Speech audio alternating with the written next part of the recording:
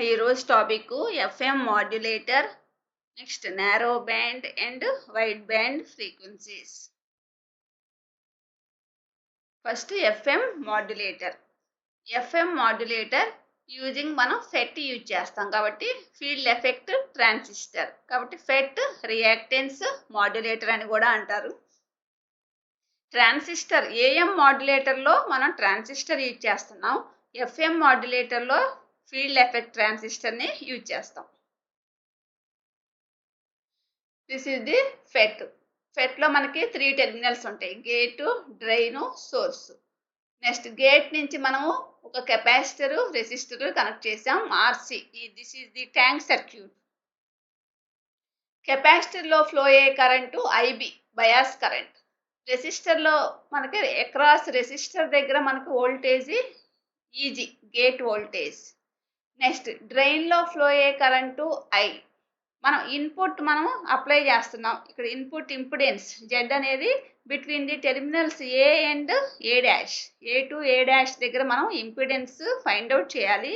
మనం A to A dash ఇన్పుట్లో మనం వోల్టేజ్ ఈ అనేది అప్లై చేస్తున్నాం, ఇంపిడెన్స్ జెడ్ని మనం ఫైండ్ అవుట్ చేయాలి. ఇంపిడెన్స్ జెడ్ ఎలా డెవలప్ అవుతుంది, ఇక్కడ అప్లై చేసే voltage by current, drain current. అంటే ఇంపిడెన్స్ జెడ్ ఈక్వల్ టు ఈ by I. This is the input A to A dash, A to A dash terminals దగ్గర మనం ఇన్పుట్ అప్లై చేస్తున్నాం. ఇక్కడ అవుట్పుట్ మనకి గేట్ దగ్గర ట్యాంక్ సర్క్యూట్ ద్వారా డెవలప్ అవుతుంది ఫ్రీక్వెన్సీ మాడ్యులేషన్ అనేది. This is the construction. మనం ఇక్కడ ఎయిదర్ కెపాసిటర్ ప్లేస్లో either capacitive reactance or inductive reactance tank circuit మనం, this is the RC tank circuit. అలాగే కెపాసిటర్ ప్లేస్లో మనం ఇండక్టెన్స్ అయినా పెట్టుకోవచ్చు, ఎల్ అనే కాంపోనెంట్ని. Either capacitance or inductance. Capacitance అయితేనేమో capacitive reactance XC equal to 1/ωc అవుతుంది. ఇండక్టెన్స్ కనుక యూజ్ చేస్తే XL equal to inductive reactance, XL equal to omega L. Omega L means 2πfl. ఎక్స్సీగా తీసుకున్నాం కాబట్టి ఇక్కడ 1/ωc తీసుకుంటాం, 1/2πfc. Consider a basic reactance modulator is shown in figure. It uses FET and behaves as a 3-terminal reactance which may be connected across the tank circuit of the oscillator to be frequency modulated. ఇప్పుడు చెప్పుకున్నాం కదా, tank circuit అని, RC tank circuit అనేది మనకి ఇక్కడ frequency modulated అయ్యి gate టెర్మినల్కి ఇస్తుంది అన్నమాట. ట్యాంక్ సర్క్యూట్ మనకు కావాల్సిన ఫ్రీక్వెన్సీ ట్యూన్ చేసుకుని ఆ ఫ్రీక్వెన్సీ దగ్గర మాడ్యులేషన్ జరిగి ఎఫ్ఎం మాడ్యులేషన్ మనకి గేట్కి సప్లై చేస్తుంది. Next the impedance Z as seen at the input terminals A to A dash, that is between the drain D and source S, may be controlled by a signal at the third terminal G. అంటే మనం ఇక్కడ apply చేసే A to A dash దగ్గర మనం apply చేసిన input అనేది between the drain and సోర్స్కి connect అవుతాయి, డ్రైన్కి సోర్స్కి. నెక్స్ట్ థర్డ్ టెర్మినల్ ఏంటి, గేట్కి. ఇక్కడి నుంచి వచ్చిన ఇన్పుట్ మనకి గేట్కి సప్లై చేస్తుంది, ఈ గేట్ నుంచి ట్యాంక్ సర్క్యూట్కి వెళ్తుంది అన్నమాట. It can be made inductive or capacitive by just change in the component. అంటే మనకి కెపాసిటెన్స్ ప్లేస్లో ఇండక్టెన్స్ అయినా పెట్టుకోవచ్చు ట్యాంక్ సర్క్యూట్కి, అప్పుడు ఓన్లీ కెపాసిటర్ ఒకటే రీప్లేస్ చేస్తే సరిపోతుంది. Next the value of the reactance is proportional to the transconductance of the FET, which can be more to depend on the gate biases and its variations. అంటే resistance, the value of reactance is అంటే XC is proportional to the transconductance of the FET, which can be more to depend on the gate biases and its variations మీద depend అయి ఉంటుంది. Capacitive reactance అనేది proportional to the ట్రాన్స్ కండక్టెన్స్కి ప్రపోర్షనల్గా ఉంటుంది. And which can be more, దేని మీద depend అయి ఉంటుంది అంటే గేట్ బయాసిస్ అండ్ ఇట్స్ వేరియేషన్స్ మీద డిపెండ్ అయి ఉంటుంది. Next to determine the value of Z వాల్యూని మనం డిటర్మైన్ చేయాలి అనుకుంటే మనం అప్లై చేసే voltage is apply to the terminals A to A dash దగ్గర ఇన్పుట్లో మనం ఈ అనే వోల్టేజ్ని అప్లై చేస్తున్నాం. నెక్స్ట్ రిజల్టింగ్ కరెంట్ అనేది డ్రైన్ కరెంట్ అనేది ఐ, డ్రైన్లో ఫ్లో అయ్యే కరెంటు ఐ. కాబట్టి ఇంపిడెన్స్ మనం ఎలా ఫైండ్ అవుట్ చేస్తాం? Z equal to E by I. Next the bias network current IB, bias current IB must be negligible compare to the drain current I. Drain కరెంట్లో మనకి డ్రైన్లో flow అయ్యే current I, bias network current IB. ఈ IB అనేది must B negligible. దేంతో compare చేసుకుంటే drain కరెంట్తో కనుక compare చేస్తే బయాస్ కరెంట్ని మనం నెగ్లెక్ట్ చేయొచ్చు. అప్పుడు the impedance of the bias network ఏమవుతుంది?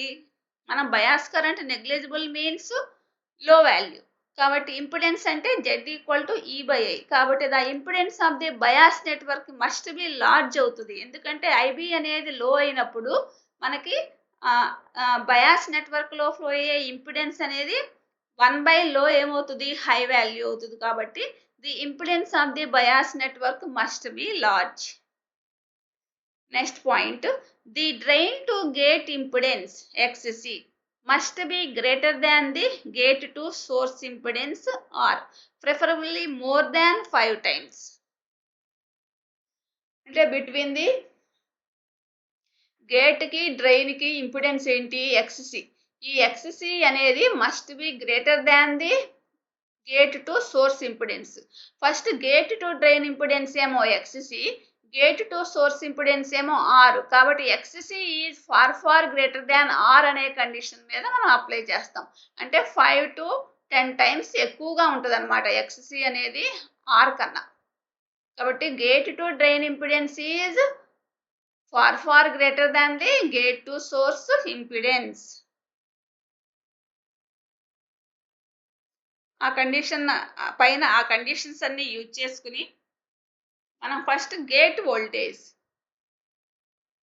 ఈ గేట్ వోల్టేజ్ అనేది మనము ఇక్కడ between the resistor, across the resistor దగ్గర గేట్ వోల్టేజ్ ఈజీ ఎలా వస్తుంది మనకి?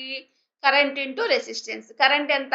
Bias current IB into R వేసుకోవాలంటే where EG equal to IB into R. EG equal to IB into R, where IB equal to voltage by resistance. ఇది imaginary component కదా, real component plus మనకి R plus C ఉంది. C కాబట్టి minus JXC వేసుకుంటాం. Voltage ఏమో E, కాబట్టి IB equal to voltage by E by Z. Next ఇందులో మనం ఈ IB వాల్యూ తీసుకొచ్చి ఇందులో సబ్స్టిట్యూట్ చేస్తే ఈజీ ఏమవుతుంది? R into E by R minus JXC. Next drain current drain current ఎంత? డ్రైన్లో ఫ్లో అయ్యే current small I equal to where GM is the transconductance, GM into EG. EG అనేది మనకి ఇక్కడ ఫైండ్ అవుట్ చేసాం కదా, EG అనేది R into E by R minus JXC. ఈ ఈక్వేషన్ 2ని తీసుకొచ్చి ఇక్కడ ఈజీ ప్లేస్లో సబ్స్టిట్యూట్ చేస్తే ఫైనల్గా drain current I equal to GM into E by 1 minus JXC by R.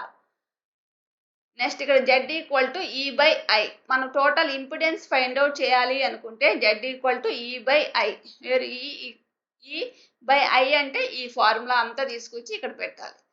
అప్పుడు మనకి ఈ క్యాన్సిల్ అయిపోతే 1 by GM into 1 minus JXC by R. Equation 3లో మనం ఈ కండిషన్ అప్లై చేస్తాం.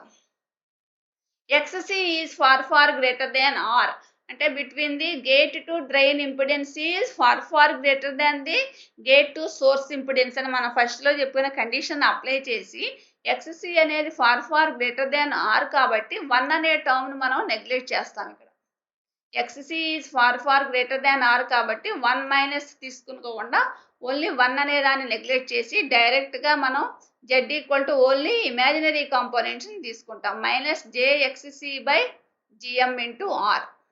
1 టర్మ్ని నెగ్లెక్ట్ చేసాం ఈ ఫార్ములాలో. కాబట్టి అప్పుడు X ఈక్వలెంట్ ఏమవుతుంది? XC by GM into R, where XC అంటే 1 బై ఒమేగా C. కాబట్టి X ఈక్వలెంట్ ఏమవుతుంది? 1 బై 2πf C GMR. కాబట్టి వేర్ GMRCని C ఈక్వలెంట్ అనుకుంటే, ఈ టర్మ్ మొత్తాన్ని ఈక్వలెంట్ C అనుకుంటే X ఈక్వలెంట్ ఏమవుతుంది? 1 by 2πf C equivalent, where C equivalent అంటే ఏమనుకున్నాం, జిఎం ఇంటూ ఆర్సి అంటే transconductance into R into C. ఇప్పుడు equation 4 shows that the equivalent capacitance C equivalent. ఈ ఈక్వేషన్ 4 నుంచి ఈ C equivalent depends upon the దేని మీద డిపెండ్ అయ్యి ఉంది, ట్రాన్స్ కండక్టెన్స్ మీద డిపెండ్ అయ్యి ఉంది of the device which can be varied by bias voltage. Bias voltage కనుక వేరీ చేస్తే ట్రాన్స్ కండక్టెన్స్ కూడా చేంజ్ అవుతుంది. In practice, gate to drive impedance is 5 to 10 times the gate to source impedance.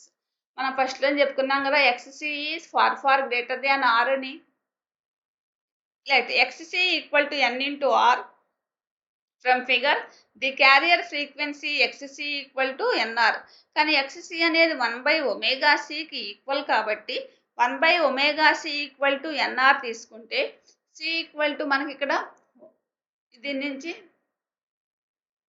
C equal to 1/ωNR. ఇక్కడ C omega ప్లేస్లో 2πf పెట్టాం. ఇక్కడ C వాల్యూనేమో 1/2πfNR వచ్చింది. పైన C ఇక్కడ ఈ C వాల్యూ తీసుకొచ్చి ఇందులో సబ్స్టిట్యూట్ చేస్తాం. ఈ C ప్లేస్లో ఎంత పెడతాం, 1/2πfNR. From equations 4 and 5 C equivalent ఏమవుతుంది మీకు, C equivalent equal to GMR into C ప్లేస్లో ఏం పెట్టాలి, 1/2πfNR. మొత్తం పెట్టి ఫ్రమ్ ఈక్వేషన్స్ 4 and 5 ఆ రెండింటి నుంచి సింప్లిఫై చేస్తే C equivalent equal to GM/2πfN. ఇది అంటే మనకి ఈ FM మాడ్యులేటర్లో మనకి మనం తీసుకున్న ట్యాంక్ సర్క్యూట్లో కెపాసిటెన్స్ వాల్యూ ఎంత వచ్చింది, C equivalent equal to GM into ఎంత వచ్చింది, GM/2πfN. అంటే ఈ కెపాసిటివ్ అనేది మనకి తీసుకునే ఫ్రీక్వెన్సీ మీద డిపెండ్ అయి ఉంటుంది. సి ఈక్వలెంట్ అనేది ట్రాన్స్ కండక్టెన్స్కేమో డైరెక్ట్లీ ప్రపోర్షనల్గా ఉంటుంది, ఈ ఫ్రీక్వెన్సీకేమో ఇన్వర్స్లీ ప్రపోర్షనల్గా ఉంటుంది అనమాట. అది this is the FM modulator. Next topic wide band and narrow band FM. ఈ రెండింటికి కంపేర్ చేయటం, రెండింటిని వైడ్ బ్యాండ్ ఫ్రీక్వెన్సీ మాడ్యులేషన్ ఎలా ఉంటుంది, నారో బ్యాండ్లో అయితే మీకు ఫ్రీక్వెన్సీ ఎలా ఉంటుంది. వైడ్ బ్యాండ్లో ఫ్రీక్వెన్సీ అనేది మనకి ఇందులో ఎక్సీడ్స్ యూనిటీ, మాడ్యులేషన్ ఇండెక్స్ అనేది యూనిటీ కన్నా ఎక్కువగా ఉంటుంది వైడ్ బ్యాండ్లో.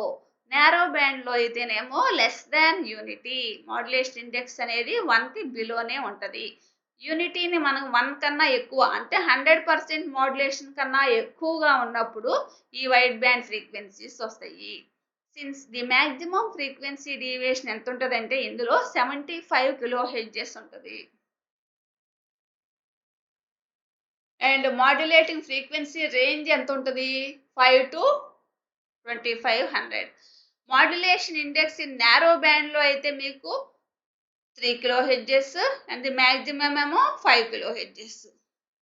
కానీ వైడ్ బ్యాండ్లో ఎంత, 75 kHz. నారో బ్యాండ్లో అయితేనేమో 3 to 5 kHz. కాబట్టి హై ఫ్రీక్వెన్సీస్కేమో వైడ్ బ్యాండ్, లో ఫ్రీక్వెన్సీస్కేమో నారో బ్యాండ్ యూజ్ చేస్తాం. ఎక్కువగా ఈ వైడ్ బ్యాండ్ సిస్టమ్ అనేది will occupy up to 15 times the band with of the narrow band system.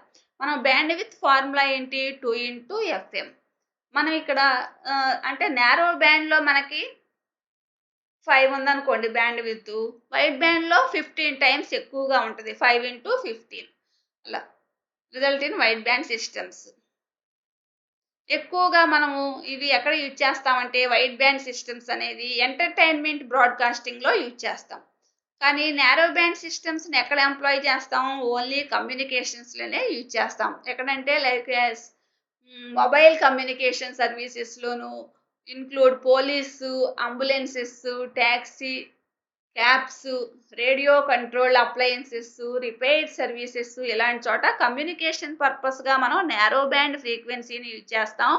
Only wide band frequency అనేది మనకి ఎంటర్టైన్మెంట్ బ్రాడ్కాస్టింగ్లోనే యూజ్ చేస్తాం, ఎందుకంటే హై ఫ్రీక్వెన్సీస్ కాబట్టి. Narrow band means low frequency. Next the higher audio frequencies are attenuated as in telephone systems. Maximum ఎక్కువగా telephone సిస్టమ్స్లో కూడా ఈ హయ్యర్ ఆడియో ఫ్రీక్వెన్సీస్ని అటెన్యూయేట్ చేసి యూజ్ చేస్తాం. నెక్స్ట్ అలాగే maximum deviations 5 to 10 kHz are permitted and the channel space is not much greater than the AM broadcasting 15 to 30 kHz.